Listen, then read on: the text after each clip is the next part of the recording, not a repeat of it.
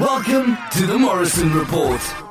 Hosted by Deval Morrison, sales representative for Bosley Real Estate Limited Brokerage. Ms. Morrison has co-authored the best-selling book, Success Today, with Brian Tracy, and has been interviewed on NBC, ABC, and CBS affiliates by Bob Guinea from The Bachelor. Deval, a real estate investor, has spoken to many attendees at her real estate seminars and is currently ranked in the top 5% of agents in her brokerage. Join me in welcoming your host, Deval Morrison.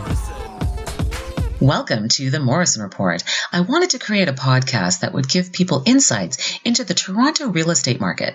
You can follow me on Twitter at Deval Morrison and on Instagram as Deval Morrison, and you can like my business page on Facebook. Thanks everyone for joining me today on the Morrison Report. I have with me today Joe Sammut, who is a mortgage broker.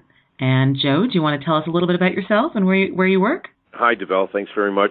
My name is Joe Sammut, and I am a broker with Mortgage Architects. I was one of the founding partners of Mortgage Architects 10 years ago, and we've built it into what today is considered to be one of the largest brokerages in Canada.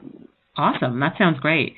So today we really wanted to talk to Joe about what in the world is going on with the new mortgage rules, and what does that mean for people. So where do you want to start, Joe?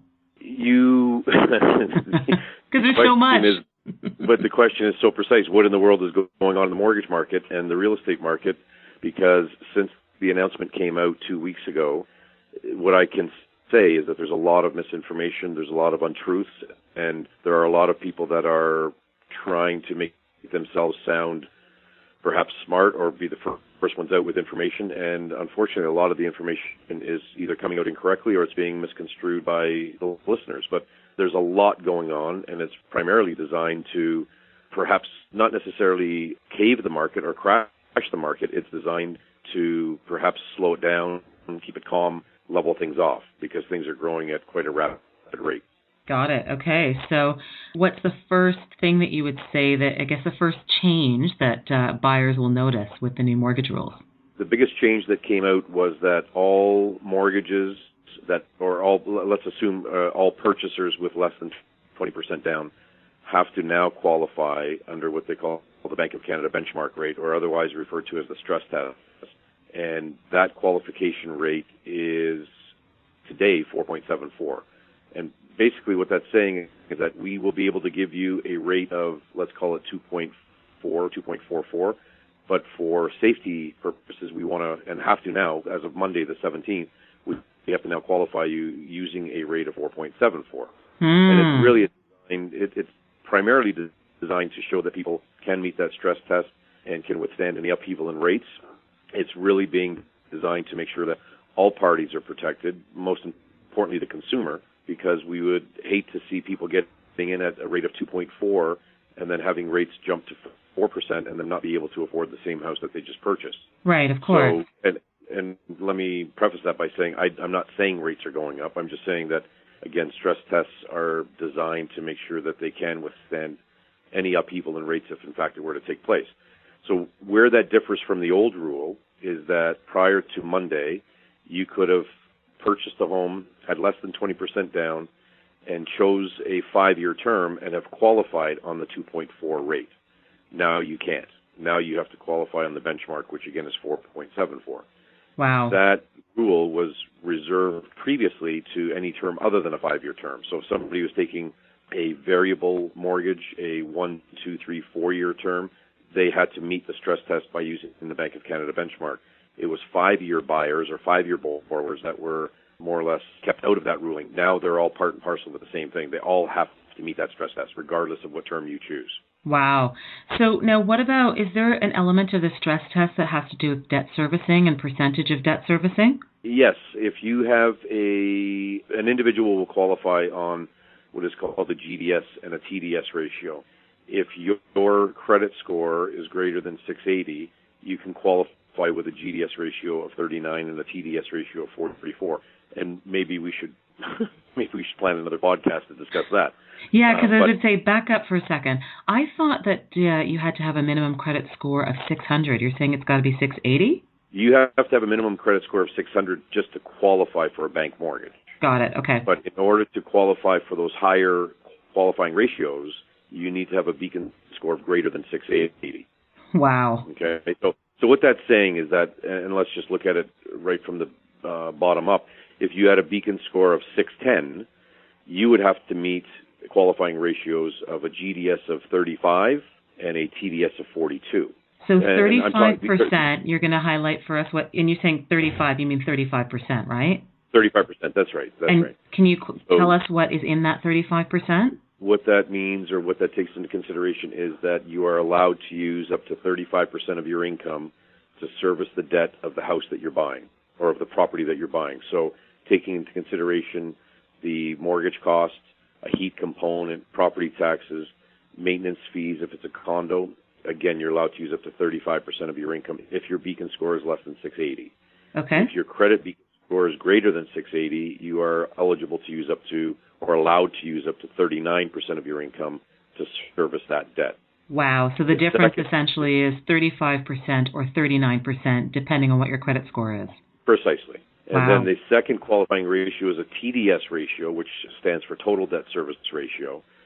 That states that you're allowed to use up to 44% of your income if your qualifying ratio, or pardon me, if your Beacon score is greater than 680. If your Beacon score is less than 680, you have to stick within 42% of your income. And what a TDS ratio is taking into consideration the carrying cost of the property you're buying, so all of those functions I discussed earlier, plus all of your outside debt. So if you have car loans, lines of credit, credit cards, we have to incorporate that into your total debt service ratio. And again, you're only allowed to use up to 42% of your income or 44% of your income if your credit's good enough to service that debt. Wow. So where should we start? Let's go to, so if let's say before you were qualified to spend $650,000 at a mortgage, does that mean now you're only qualified for $500,000 of a mortgage, around there? We have to run the specific numbers because, as I mentioned, some of the numbers that come to consideration would be property taxes, right, maintenance fees, and then all of the outside debt. So a $650,000 buyer 2 weeks ago may be somewhere today between $550 and $575, depending on a couple of other factors. But I just worked on one just yesterday where an individual 2 weeks ago was approved for $450, and they are now qualified for $375.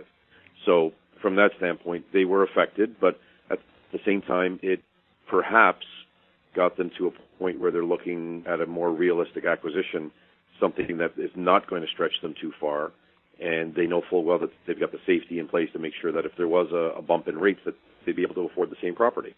Wow. So it sounds affordability is effective. Yeah, it sounds like they've created more of a competition in the condo market now, because if I think of someone who is, let's say, able to spend $650 on a house before, and now they're kicked down to $575, well, now they're really into the condo market and they really can't get a house. And that person who was, I think you said $450 before, and they're now down to $375, they're looking at a one-bedroom condo, but still it'll be tricky to find that. It could be, or keep in mind that if they were looking at a house at the 650 mark and now their qualifying ratios are being impeded by these new rules and they are moving down to, or moving over into a condo market, you now have to take into consideration a maintenance fee that you didn't have on the house. Right. So depending on that, factoring into the TDS ratio, or pardon me, the GDS and the TDS ratio, right. That could, we don't know yet how that's going to impact people. And as I mentioned, there's a lot of calculations that have to come to play in order to figure out how much somebody's going to qualify for and how this is in fact going to impact them. The individual I was referring to yesterday, or that I dealt with yesterday, they were originally a $450 condo. If they had stayed in the condo market, they would have been reduced to, again, $360, maybe $375.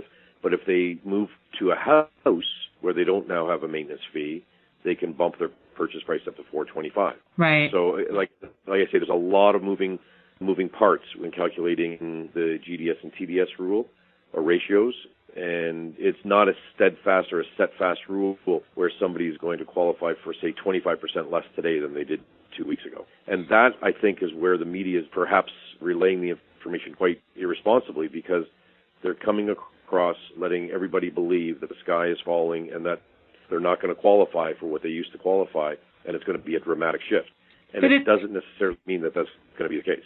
But it's funny because the way that you describe it to me, I'm thinking the sky is falling. And if I were one of those people who's been kicked down to those numbers, I just think that they've taken home ownership away from some of the first-time home buyers now because all they really could afford is a condo, and a small condo at that. On that note, I agree to a certain extent. The reason I say that is because there were, and there have been for many, many years now, a certain segment of the population that are buying that perhaps shouldn't have been buying. And the reason they shouldn't have been buying is because they can't withstand that upheaval in rates. And again, not saying that rates are going anywhere, but in the event they did, and these people qualified just by a hair based on using, let's say, a 2.4% 5-year rate in the past, right, they can find themselves in a lot of trouble when it comes to refinancing or perhaps selling the property and getting themselves out of a situation that they then can't afford.